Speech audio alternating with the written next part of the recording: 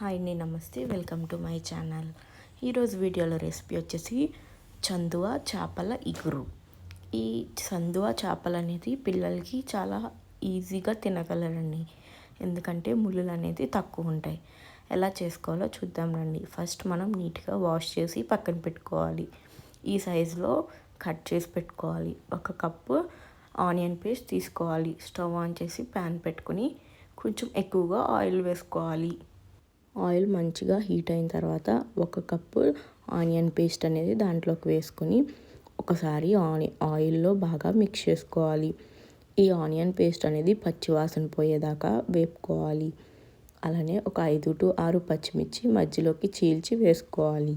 మూత ఓపెన్ చేసి ఆనియన్స్ అనేది మంచిగా ఫ్రై అయ్యేటట్టు మధ్య మధ్యలో తిప్పుకుంటూ ఫ్రై చేసుకోవాలి, లేకపోతే మాడిపోతుందండి.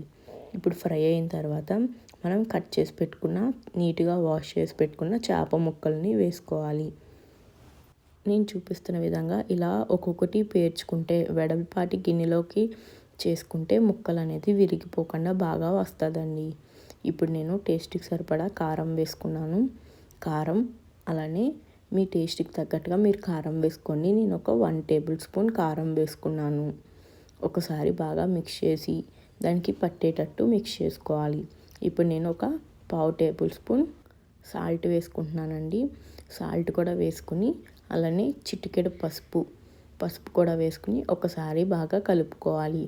లేదు ముందుగానే మీరు పీసెస్కి ఉప్పు కారం రాసుకున్న మ్యారినేట్ చేసుకోవచ్చండి. నేను డైరెక్ట్ కర్రీలో వేసేస్తున్నాను. 1 గ్లాస్ వాటర్ అనేది యాడ్ చేసుకోవాలి. ఇది ఇగురు కాబట్టి మనం చింతపండు పులుసు అనేది యాడ్ చేయమండి.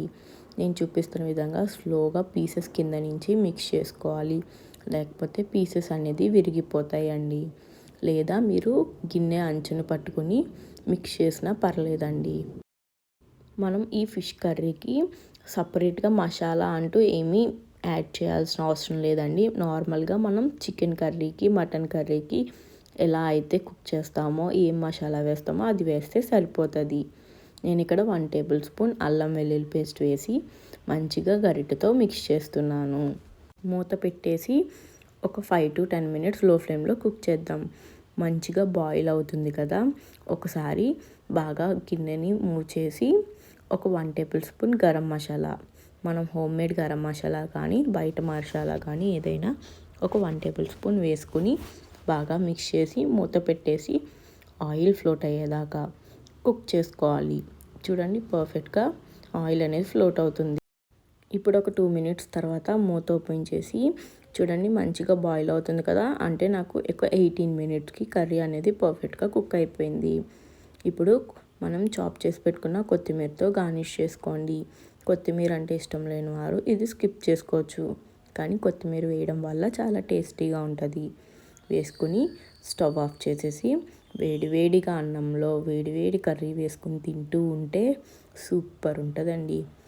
లైక్ చేసి షేర్ చేసి సబ్స్క్రైబ్ చేయండి.